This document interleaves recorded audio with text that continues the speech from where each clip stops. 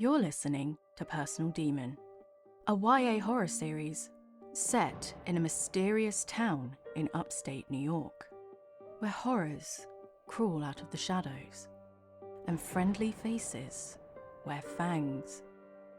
In the upcoming episode, as Josh watches over Paul, who is still in the ICU, Braran prepares for damage control, only to be interrupted, and Norah learns something new about her mysterious powers, leading to a miraculous outcome. So, turn out the lights, put your headphones on, because you're about to enter Hogarth.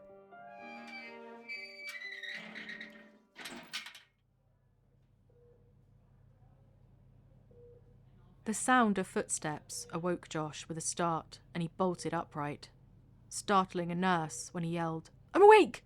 in an otherwise quiet hospital room. He briefly forgot what he was doing there and panicked, thinking his mum might be hurt again, until he saw that biker guy laying in a bed nearby. He looked deathly pale, with a nasty-looking bandage taped to his neck, and he was strung up to various machines and drips. Josh grasped one of his fingers in hopes that, even if he wasn't conscious, he might subconsciously know there was someone looking out for him. The nurse watched Josh with a gentle smile. She was a plump woman with full, glowing cheeks and kinky blonde hair cut to above the shoulders. She seemed weary, like most nurses do, but otherwise in good spirits. "You know, there's not much you can do now. Why not go home and get some sleep?" Josh shook away his lethargy. He was determined to play the diligent sentinel. This wasn't his first rodeo, pulling an all-nighter at Black Hollow General, and he wasn't going to fall at the first hurdle. "Did you manage to get hold of any of his family yet?" The nurse shook her head. "We called as emergency contact, but couldn't get through to anyone." She brushed a gentle hand up Paul's arm to re-stick some loose medical tape. Josh nodded resolutely. "Well, if you don't mind, Karen, I think I'll be staying put." "It's Kimmy," said the nurse, pursing her lips. "Sorry," mumbled Josh, shrinking down as she threw the medical chart into its holder and left the room. Fortunately, being a frequent flyer meant Josh had a lot of goodwill stored up with the staff, particularly the nurses, who'd even brought him balloons and chocolates after he tore his ACL. It had been over 2 years since his last visit, but the nurses seemed relieved he was there for something other than domestic violence. Not that his current predicament was any more favourable. Josh hadn't even known how to explain what happened when they arrived in the ambulance last night. He ended up telling them it was a wild dog attack. Now there was an animal control agent out scouring the town, for some unsuspecting stray, no doubt. Josh flinched when he noticed one of Paul's fingers twitch. He stood up and squeezed his shoulder in an attempt to rouse him. "Hey, buddy, can you hear me?" Paul's eyes rolled back and forth under the lids, like he was being restrained, unable to wake. Josh's shoulders dropped, and he pulled the blankets up slightly to protect Paul's torso from the cold. He had an odd symbol tattooed on the inside of his right arm. It looked like a letter of some kind, but Josh couldn't say from what language. It almost looked like a treble clef, but without the tail, and there was a horizontal line beneath, as well as some other dots and dashes around it. He was struck by an uneasy feeling, a cold dread that caused the skin on his arms to prickle with goose flesh. Unbeknownst to Josh, a pair of malevolent eyes were watching him from the corner of the room.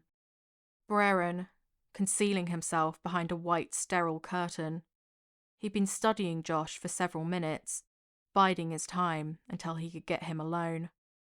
When Braran first arrived, he'd intended to possess one of the hospital staff to get the job done, but corrupting this little doe-eyed saint seemed like much more fun. Although that pitiful demon hunter looked a light tap away from giving up the ghost, Braran couldn't leave it to chance. The guy had been blessed by Ishu to survive such a catastrophic near-miss, but stranger things had happened. His best plan was to force the boy to finish the job.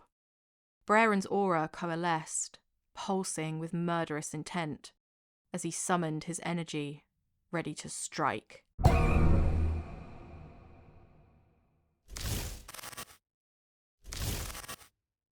Josh was struck with gut-wrenching vertigo, sudden dizziness, as though someone had spun him around 5 times fast. More goosebumps raced over his arms.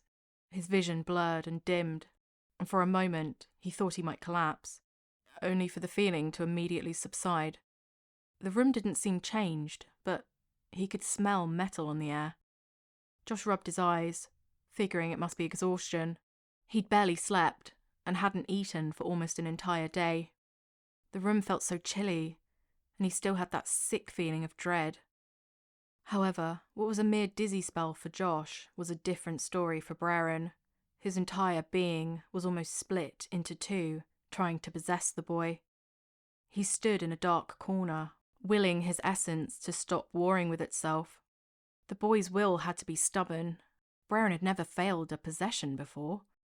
He'd heard about it, from demons of lesser prowess than himself. It had to be because of the power he'd given to that imbecilic necromancer, weakening him to the point of impotence.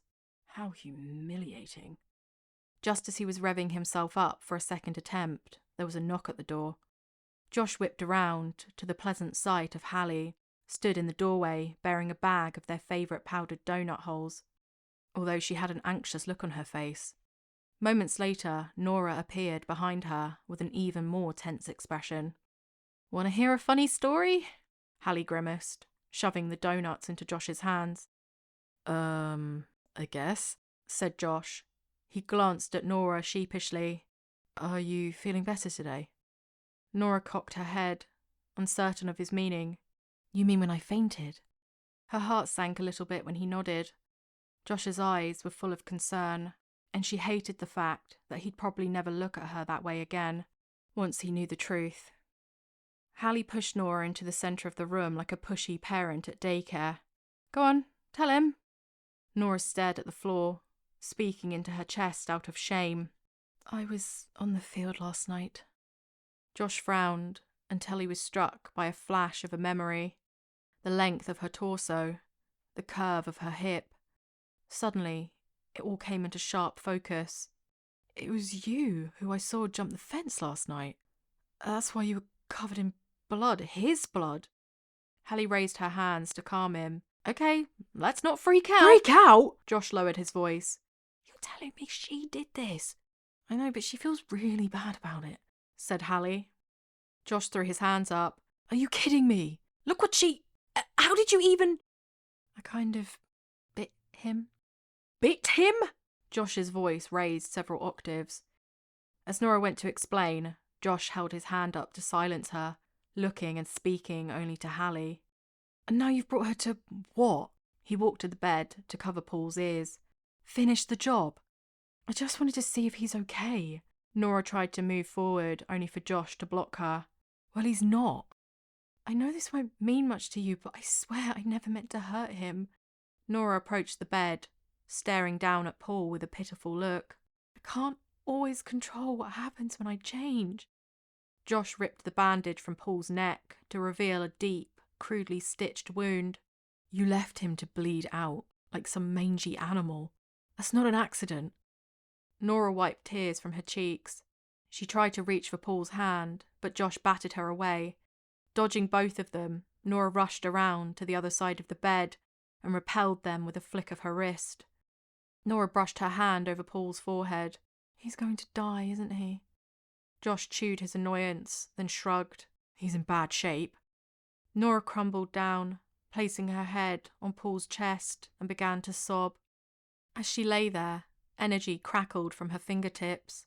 As sparks poured over Paul's skin, causing it to glow red where her hands were touching him. "Hey!"